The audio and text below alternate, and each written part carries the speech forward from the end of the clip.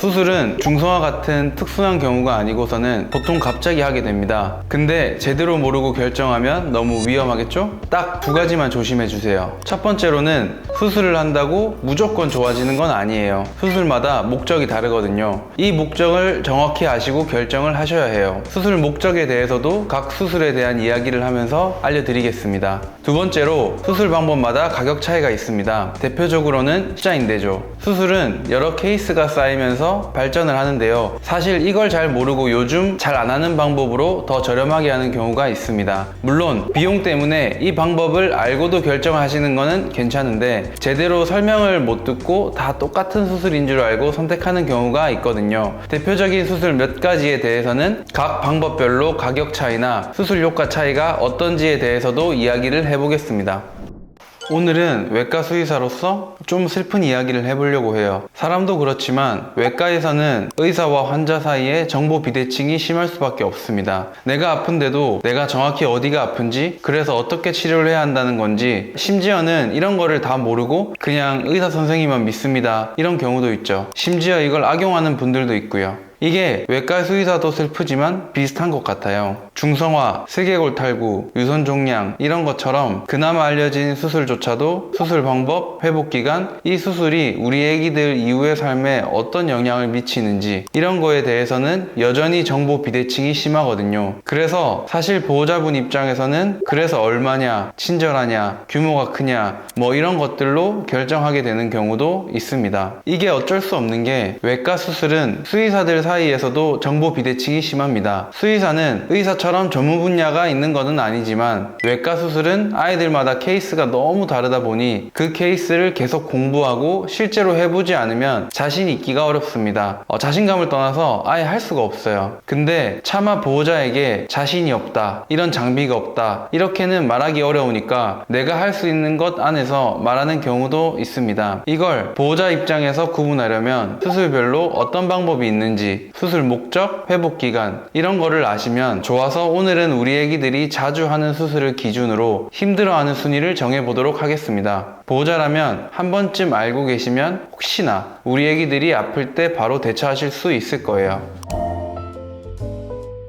보호자분이라면 한 번쯤 들어봤을 수술에는 중성화, 슬개골 탈구, 유선 종양이 있고요. 응급수술로 하게 되는 방광결석, 또 십자인대, 탈장, 디스크 이런 이야기까지도 다뤄보겠습니다. 이 정도만 아셔도 아이들이 혹시나 아플 때 충분히 대비를 하실 수 있을 거예요. 총 6가지 수술을 난이도, 회복기간, 효과에 따라 실제 아이들이 힘들어하는 정도를 상, 중, 하로 나눠 보겠습니다. 기준을 먼저 알려드리면 하는 수술 회복기간도 짧고 수술 난이도도 평이한 수술입니다. 수술 목적도 당장 아프기보다는 예방적 목적인 강에 생활의 질을 높이는 데 초점을 둔 수술입니다. 다음 중은 수술 난이도가 케이스에 따라 높아질 수도 있는 것들인데요. 생명을 위협하지는 않지만 신체 기능을 회복해야 해서 응급수술로 하는 경우가 있는 것들입니다. 회복 기간이 짧으면 2주, 길면 2-3개월 정도 갈 수 있습니다. 마지막으로 상은 수술 난이도도 높고 아이들 생명과 직결되어 있는 것입니다. 회복 기간도 꽤나 깁니다. 이때가 사실 보호자분들이 결정하기가 어려운 수술들입니다. 이런 수술일수록 정확히 알아야 우리 아이들에게 도움이 될지 안 될지 알 수 있으니까 집중해서 들어주시면 좋을 것 같습니다.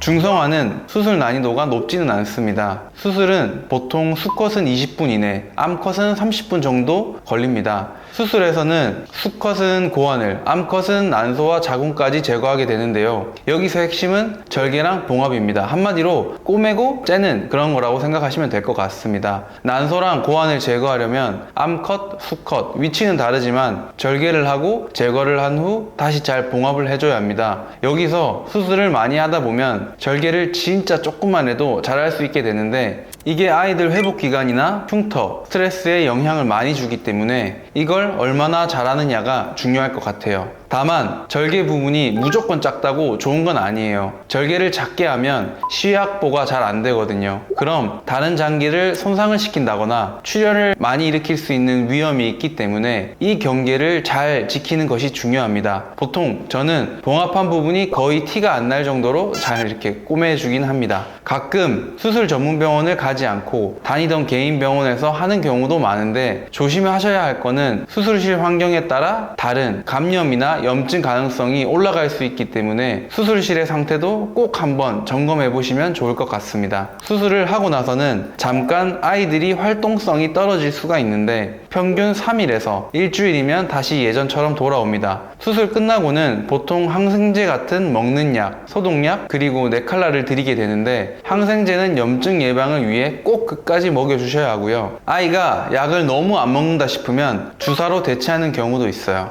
입원을 시키는 경우도 있지만 저는 웬만하면 집에서 회복하는 것을 추천드립니다. 집이 훨씬 편해요. 단, 네칼라는 꼭 해주셔야 됩니다. 아이가 수술 부분을 핥거나 긁으면 상처가 터질 수 있기 때문에 네칼라가 너무 불편해 보이시면 암컷 같은 경우는 환견복이라고 해서 옷처럼 입히는 방식도 있습니다. 수컷은 못해요. 그리고 중성화 수술 후에 갑자기 성격이 달라졌다고 느끼시는 분들도 계십니다. 예를 들면 입질이 심해졌다거나 난폭해졌다거나 하는데요. 대부분은 통증 때문에 그런 경우가 많고, 진통주사나 무통주사로 금방 좋아지는 경우가 많습니다. 오늘은 일단 간단히 여기까지 하고 앞으로 수술 하나하나는 다 별도 영상에서 다루도록 하겠습니다. 두 번째로 방광결석입니다. 보통 말티즈나 요크셔, 시추, 닥스훈트 같은 아이들이 많이 생깁니다. 방광결석에 걸리면 아이들이 갑자기 소변을 잘 못 보거나 반대로 너무 자주 보거나 피가 섞여 나오는 경우가 있습니다. 이건 방광 안에 돌이 생긴 겁니다.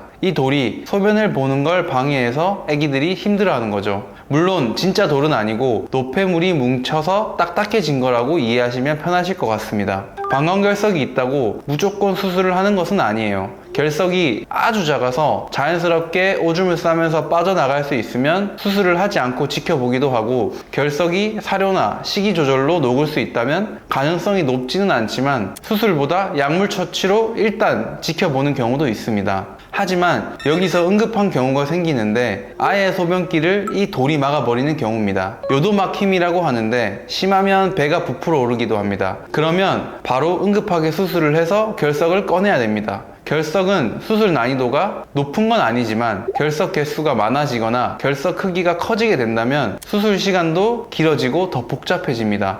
게다가 빨리 꺼내지 않으면 방광이나 신장에 무리가 가기 때문에 가능한 빨리 수술하려고 합니다. 사람도 그렇지만 우리 애기들은 말을 하지 못하니까 소변, 대변 보는 게 사실상 이 아이의 건강에 대해 알 수 있는 신호 같은 겁니다. 그래서 패드 갈 때 소변색이나 양을 꼭 한 번씩 체크해 주시면 좋을 것 같습니다. 세 번째로는 탈장이에요. 탈장은 말 그대로 장기나 조직이 있어야 할 자리에서 밀려 나오게 되면서 피부 밖으로 볼록하게 튀어나오는 것입니다. 이게 왜 생기냐면 그거를 잡아주는 근육이 약해지거나 찢어지면서 틈이 생기는 거거든요. 그 사이로 지방이나 장기가 빠져나오는 겁니다. 사람은 일자로 서 있기 때문에 복압이 위에서 아래로 분산되지만 강아지는 네 발로 걷잖아요. 그래서 복부에 약한 부분이 있으면 바로 탈장이 눈에 보이기 쉬운 형태로 생기기가 쉽습니다. 탈장이 자주 생기는 부위는 배꼽, 사타구니, 항문 옆, 그리고 내부 장기 쪽인데요. 단순히 혹처럼 보이기도 하지만 심하면 소변이나 대변을 못 보게 되는 응급 상황도 생길 수 있어요. 특히 항문 옆 탈장은 대변을 아예 못 보기도 하고, 횡격막 탈장은 장기가 폐 쪽으로 들어가면서 호흡곤란까지 올 수도 있게 됩니다.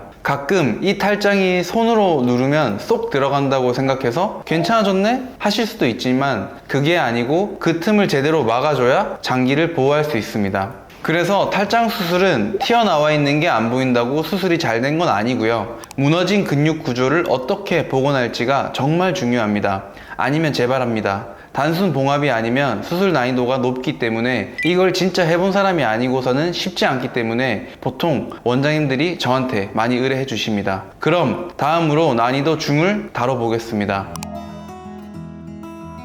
첫 번째로는 유선 종양입니다. 유선 종양이 뭐냐면 유선, 한마디로 저쪽에 혹이 생기는 건데요. 보통 중성화하지 않은 암컷 강아지에서 많이 나타나게 됩니다. 만져지는 혹이 있거나 혹이 점점 커지거나 그 주변이 빨갛게 변하는 증상이나 궤양이 생긴다면 악성을 의심해 볼 수 있습니다. 악성이 뭐냐면 간단하게 얘기하자면 암이라고 생각하시면 될 것 같습니다. 암이 다른 장기로 전이되게 된다면 우리 애기들이 계속 힘들어하고 결국에는 사망에 이를 수 있습니다. 너무너무 나쁜 혹이죠. 그래서 초기에 떼어내야 다른 부위로 전이되지 않게 잘 회복할 수 있습니다. 수술은 그냥 혹만 떼는 게 아니고 보통 그 혹이 생긴 유선 전체를 함께 제거하는 경우가 많습니다. 왜냐면 겉으로 보이는 혹 말고도 그 종양이 연관되어 있는 혈관, 림프절들이 주변으로 연결되어 있는 경우가 많기 때문입니다. 그래서 보이는 혹만 떼면 나중에 또 문제가 생길 수가 있기 때문에 아예 그 연관된 부분 전체를 정리하는 게 더 안전하고 확실합니다. 보통 유선 종양이 노령견에 많이 생기다 보니까 수술에 대해 걱정을 보호자님들이 많이 하십니다. 아무래도 마취를 하고 수술을 진행하는 거라 무리가 생길 수 있다고 생각하시는 건데, 수술하기 전에 건강검진을 먼저 하여 무리가 안 되는 경우에만 진행을 하기 때문에 노령견이어도 충분히 수술을 하실 수가 있습니다. 무엇보다 나이가 많을수록 마취의 위험도가 높아지긴 하지만 종양이 빠르게 자라기도 하며 더 악성일 가능성이 높기 때문에 수술을 빨리 해줘야 합니다. 또 수술한다고 끝나는 게 아니고 끝나고 더 확실하게 확인하기 위해 조직병리 검사라는 것을 하게 됩니다. 이게 뭐냐면 혹을 슬라이스를 해서 그 조직을 현미경으로 보며 종양의 양상을 보는 거죠. 근데 이거는 크게 세 가지 정도로 분류를 할 수 있는데, 가장 간단하게는 조직이 단순히 뭉쳐서 생긴 혹일 수도 있고, 혹이지만 비교적 순에서 퍼지지 않는 양성 종양, 그리고 악성 종양, 우리가 생각하는 암이 있습니다. 어떤 종류냐에 따라서 재발 가능성이나 추가 관리가 달라지기 때문에 꼭 검사해서 확인을 하여야 합니다. 노령견인 경우에는 이 검사 결과에 따라 더 많이 신경 쓰고 있습니다.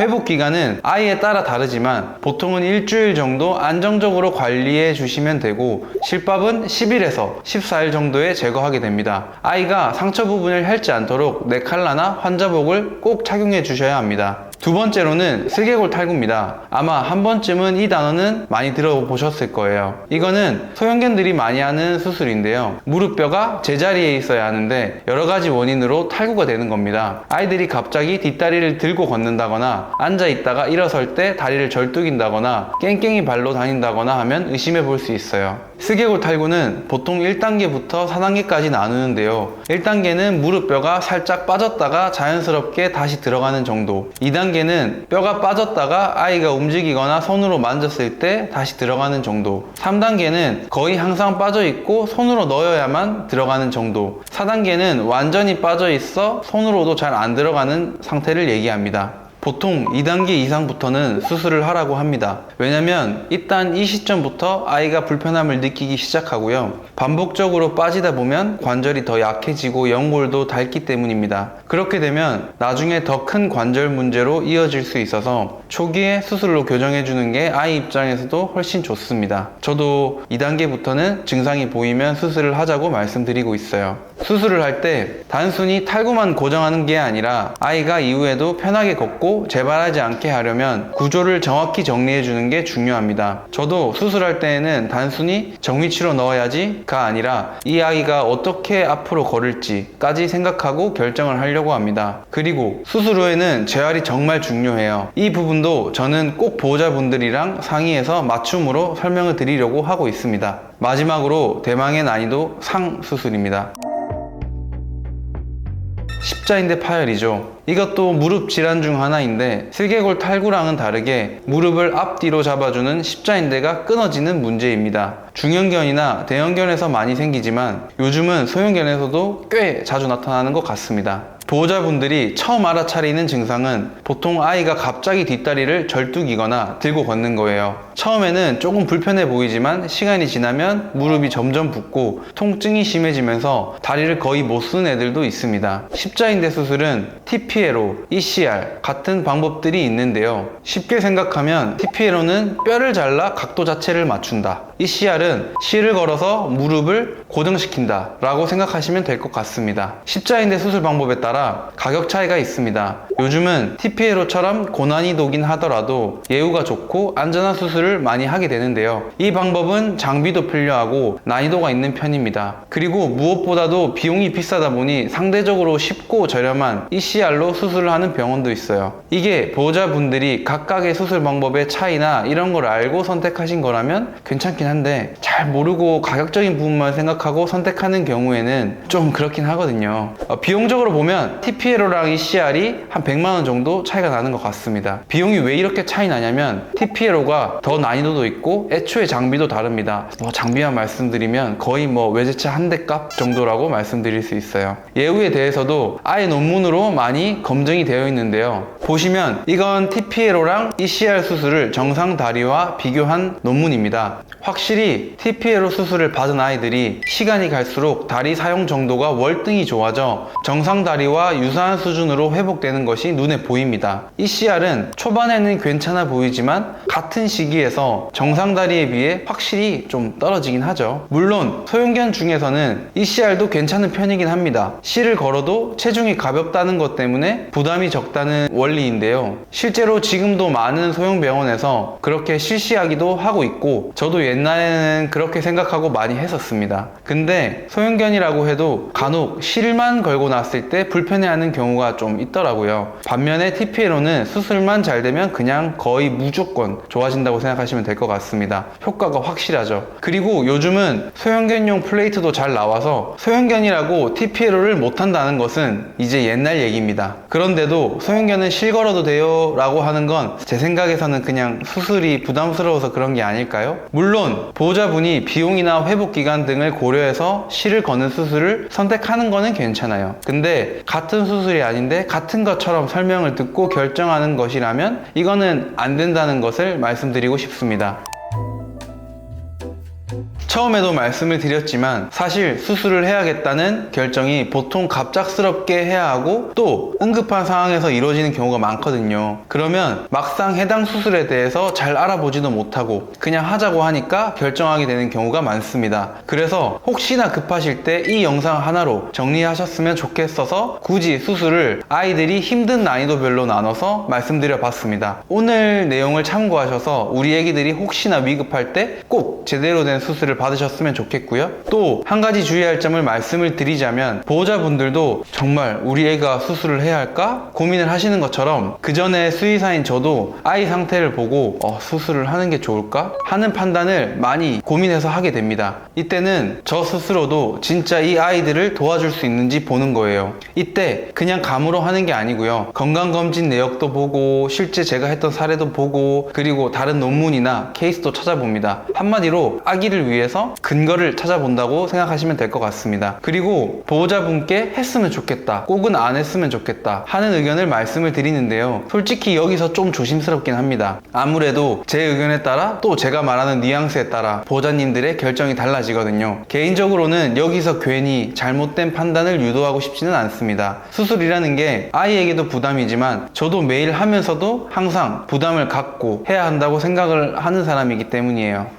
근데 이 판단이 수의사들마다 다르다 보니까 여러 곳에서 들으면 보호자분들이 잘못 알고 계시는 경우도 있습니다. 근데 그때마다 제가 이건 아니다 라고 말씀드리기가 좀 난처한 경우도 있어요. 그래서 저는 수술을 해야겠다고 제 스스로 판단을 한 뒤로 설명을 드릴 때에는 목적을 명확히 말씀드리는 편입니다. 이때 목적은 제 기준에서는 세 가지로 나누는데요. 예방, 회복, 고통 경감입니다. 보통은 수술이라고 하면 목적을 회복만 생각하시는 경우가 있어서요. 말 그대로 지금 아이가 아파서 회복하기 위해 수술을 해야겠다고 생각을 하시는 거죠. 근데 오늘 설명드린 몇 가지 수술만 들어보셔도 아시겠지만 사실 수술에는 목적이 회복만 있는 건 아니에요. 특히나 고통 경감은 말 그대로 아이가 낫는 건 아니지만 항암 치료를 하듯이 좀 덜 아플 수 있도록 도와주는 거라고 생각하시면 될 것 같습니다. 그래서 사실 여기서 고민을 많이 하시는데 여기서 조심하셔야 할 건 사실은 고통 경감을 위한 건데 마치 회복이 될 것처럼 말하는 경우도 있습니다. 사실 우리 애기가 아프면 나도 마음이 힘들고 그러니까 누군가 슈퍼맨이 나와서 다 치료할 수 있다 라고 말해주면 또 믿게 되고 하는데요. 이건 정말 조심해 주셔야 합니다. 혹시나 수술을 권유받았는데 오늘 말씀드린 것 중에 고통 경감이 되는 수술, 예를 들어 전이가 많이 된 유선 종양 수술 같은 경우는 아예 낫는다고 말하기는 어려워요. 이런 건 우리 아이가 수술을 할 경우에 목적이 회복인지 고통 경감인지 정확히 알고 진행을 하셨으면 좋겠어요. 수술만 끝난다고 되는 게 아니고 보통 이후의 관리에 따라 아이들 회복 기간도 달라지게 되는데요. 다른 선생님들한테 수술을 했지만 설명에 있어서 부족한 경우에 저한테 후 관리를 해달라고 오시는 경우도 간혹 있긴 하거든요. 그래서 꼭 수술을 결정하시기 전에 충분히 이야기하시고 결정을 하셨으면 좋겠습니다. 마지막으로 수술 목적이 예방인 경우에요. 당장 아픈 건 아니지만 미리 대비하는 수술이죠. 대표적으로는 중성화입니다. 근데 보통 이런 예방 수술에 대해서는 견해가 갈릴 수밖에 없어요. 어떤 분들은 굳이 안 해도 된다 하시는 분들도 있고, 어떤 분들은 해야만 한다 라고 이야기하는 경우도 있죠. 그래서 이런 상담을 할 때도 장단점을 저는 개인적으로 명확히 말씀을 드리는 편이에요. 모든 수술이라고 하는 게 하고 안 하고의 장단점이 있기 때문에 결국 선택권을 보호자님들이 객관적으로 판단하실 수 있도록 알려드리는 게 제 역할이라고 생각을 합니다. 이런 수술에 관해서도 앞으로 영상 하나하나에서 각 수술별로 다뤄보겠습니다. 내가 아픈 것도 아니고 사람처럼 우리 애기가 어디가 아프다고 말해주는 것도 아닌데, 또 수술이라는 게 우리 애기들이 온전히 고통을 감내하는 거다 보니까 내 잘못된 선택이 더 힘들게만 하는 건 아닐까? 이런 여러 가지 생각 때문에 싱숭생숭해 하시는 보호자님들이 많으세요. 저도 외과 전문이다 보니까 정말 매일 수십 번씩 이런 보호자분들을 만나게 되는데, 그러다 보니까 좀 더 객관적으로 말하려고 노력하게 된 것 같아요. 그 노력 중에 하나가 오늘 영상이고요. 혹시나 아이가 아파서 이 영상을 보시면 마음이 많이 안 좋으실 텐데 수술 관련해서 앞두고 계시거나 궁금한 부분이 있다면 댓글로 알려주시면 제가 최대한 답변 드릴 수 있도록 하겠습니다. 오늘 영상 봐주셔서 감사하고요. 앞으로 매주 아픈 아이들이 건강해질 때까지 영상 올릴 예정이니까요. 구독해주시면 감사하겠습니다.